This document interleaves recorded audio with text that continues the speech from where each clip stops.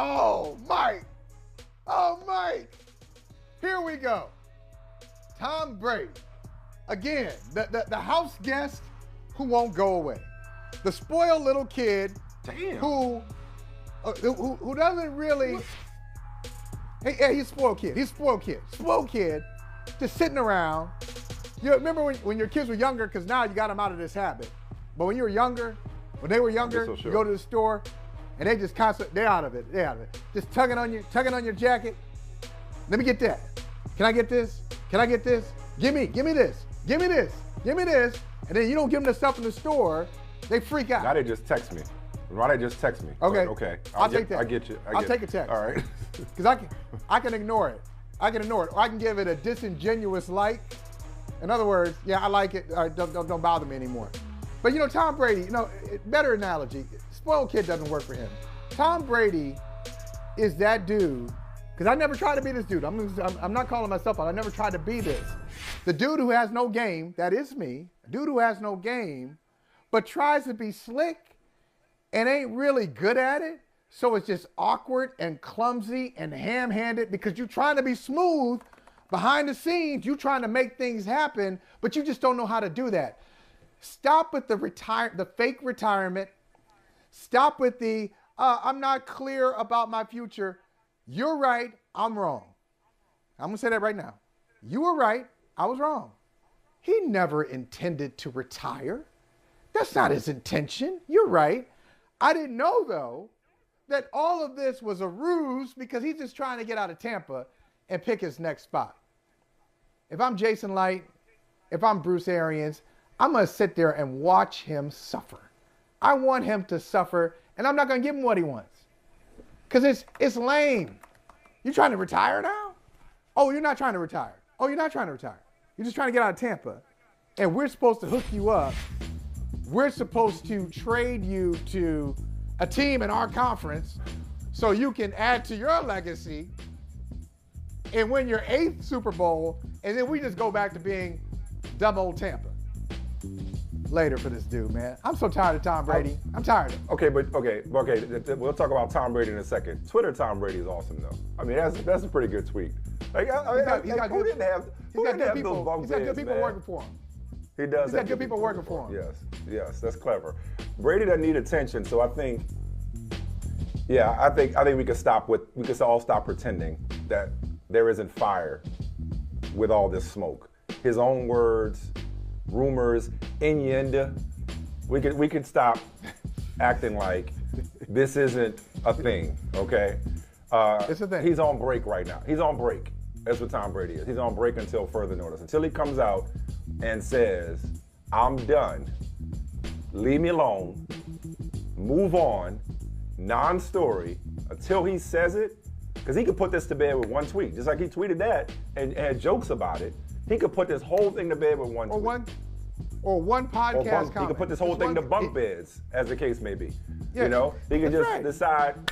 He could just decide, guys, stop. Okay, enough. So, because I don't think he's enjoying the attention, because he certainly hasn't lacked for attention in the last 20-some years. So I don't think he's just sitting up here getting a kick out of us parsing his words and reading between the lines and getting hot and bothered. I mean, I think there's something here. He's not ready to share it, but there's some. What? I say something? No, I'm gonna let that go. I'm gonna let that go. Which part? Yeah, of course. The attention of course, part? Pique my interest. I mean, it's an interesting. The attention part? It's an interesting conversation. What? If I must say so what, myself, the it's an attention interesting conversation. Yeah, that he doesn't like the attention. If he doesn't like the attention, why is he creating? No. I said he doesn't lack. I said he doesn't lack for attention. He doesn't lack. He doesn't lack for it. Like he should. He shouldn't be. You know, just this shouldn't be some sophisticated, ruse to drum up interest around Tom Brady. There's no lack of interest in Tom Brady. Okay. My point is he doesn't need to do this for attention. That's what I meant. I'm sorry. I said lack. Yeah, I'm sure he likes it to a certain extent, but I think, yeah, so I meant like. So, lack, excuse me. But bottom line is, what is this ain't even about Brady at this point. It's about us. We got into it hot and heavy. We were arguing like an old married couple at the end of yesterday's show. This is about us. Why are you so, you went from Tom Brady is the greatest pro football player of all time, hands down, full stop. Don't debate me to. Right. Well, I'm okay, still there. Right. To like, you just seem like you're just ready for him to go away. Like, and maybe I'm seeing it this way because I'm hoping that he's not done. I told you I wasn't ready for it to be over. So maybe this is wishful thinking on my part. Why are you so annoyed with Tom Brady till you starting off calling him a spoiled child or a house guest that won't leave? Yeah, you know what? You know what I'm not feeling. What happened? What did he do to you? And I know. I'll tell you what happened. And this is, everybody's got their agenda for saying what they're saying. So Tom Brady clearly is trying to manage this thing in a certain direction. He's trying to keep us. He doesn't want to give any more answers that can be thrown back in his face. But didn't you just say last week that you weren't coming back? Now here you are. So he's trying to keep that. He's trying to manage the media side of it. And he's probably trying to finesse the home angle too. And I like how he just put it in there for our consumption. Yeah, you know, he spent 5 weeks with his family. Oh, okay, bro. 5 weeks? Oh, okay. Good for you. You spent 5 weeks with your wife. Are you trying to say you spent 5 weeks with the family and the kids are getting on your nerves and you want a football excuse and you don't have one anymore? But that's not what bothers me. What bothers me is that he is trying, like I said off the top, he's trying to weasel his way. I said that word intentionally. He's trying to weasel his way out of Tampa. And I don't like that. I mean, okay, they've done everything for you because they had to.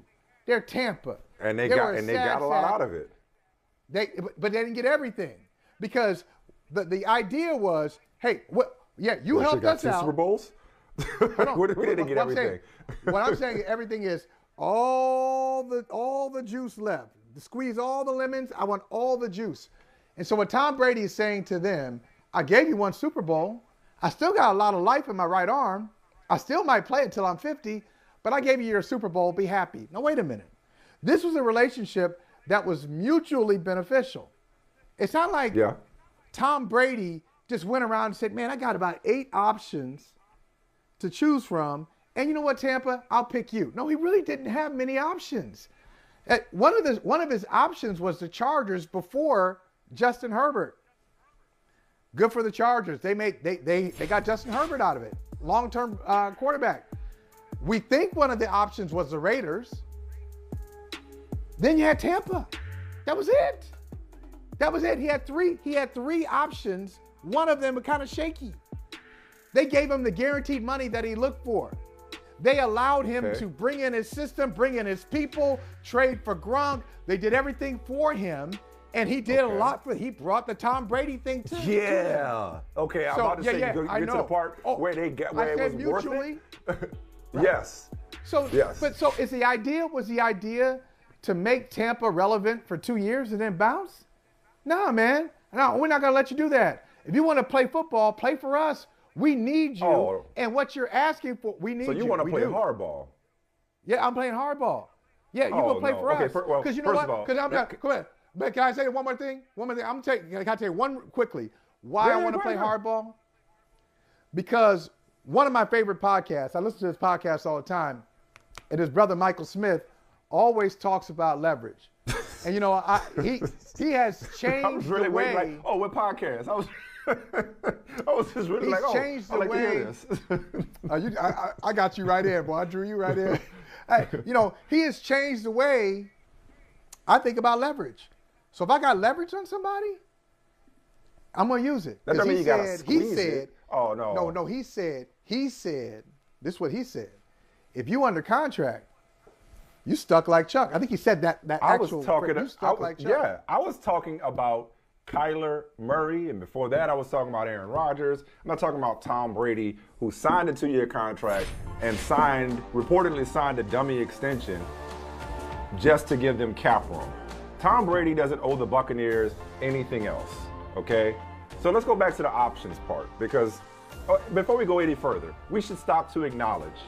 So I'm sure there are some people listening or watching this that's like, yo, y'all really taking this hypothetical Tom Brady comeback too far. Like we're talking about it like it's fact. Like it's a given that he's trying to come back. But I just think there's way too much smoke for there not to be fire. So that's number one. But in terms of the options, and this is where you and I part company. or the main thing we disagree on while we were, fighting yesterday. Okay, maybe he didn't have many options when he left New England, because most people are brainwashed into believing that Bill Belichick knows everything and never makes a mistake. So people after the 2019 season probably felt like, based on what they saw on 2019 film, and based on the fact that the Patriots wouldn't let him walk away with no answer waiting in the wings at quarterback, that maybe Tom Brady is on the decline. Having seen what he did the last 2 years, I think given a do-over, given a mulligan, I doubt that he would have so few options as you just laid out. But a man is only as faithful as his options. No truer words have ever been spoken. Thank you, Chris Rock. I think the truth right now is closer to this. I still don't think Brady knows for sure what he wants to do. I think he's figuring it out as he goes along, just like we're throwing stuff against the wall and seeing what sticks, based on what he's saying or not saying, as the case may be.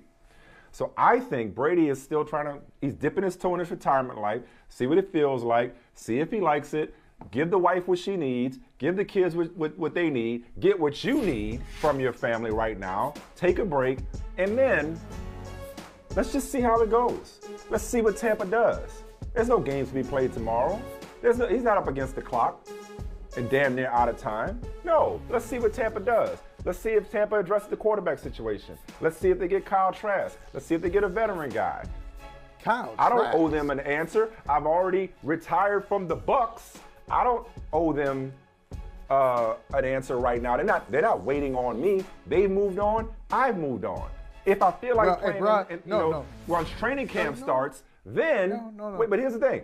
Let me just get to the end of the story.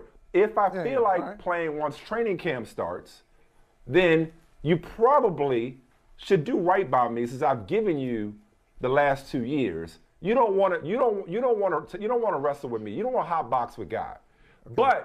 But let's say that Jason Light and the Glazers and Bruce Arians by extension, let's say they play it like you, Michael. Like, oh, you ain't about to play us.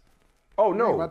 Even though it was a phony contract for cap purposes. But this one wasn't. But in particular, this was. When in Rome, Ron Burgundy. Even though it was a phony contract for cap relief purposes. For cap relief purposes, we're gonna hold you to the letter of this contract, and you're our property. So you play for us or nobody.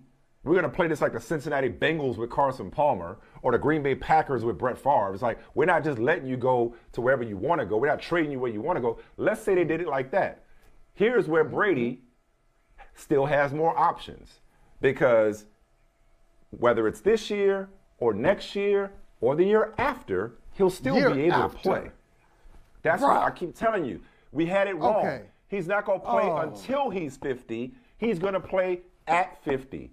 So not consecutively, but he will be able to play in his late 40s, his mid to late 40s. So he could take a year sabbatical, is what I'm saying. He could take this year off, and he'd probably technically still be the property of the Tampa Bay Buccaneers by whatever rule, it would be. But nonetheless, he'll still have options after this year. So with that said, all I'm saying is, Michael, I think Brady is taking his time and figuring out and seeing where this thing goes. I'm not sure that he knows for sure how it's going to play out, but I do think San Francisco was and is and will continue to be his ultimate destination. That's the one thing he hasn't checked off his legacy list. This is the only time that I can legitimately and honestly give Tom Brady advice. You don't want to be out in these streets at 50, bud. You don't want to be out here. You don't want to be out here, bud. This is not for you. These dudes out here, and we'll talk about it later. These dudes out here, they're running 4.3s and 4.4s, bud. And not just wide receivers. They're bigger. They're stronger. They're and yet he was still an MVP runner-up. Hey, thanks for watching Brother from Another on YouTube. Make sure you hit subscribe before you leave, and be sure to watch us 3 to 5 p.m. Eastern Time on Peacock. Appreciate you.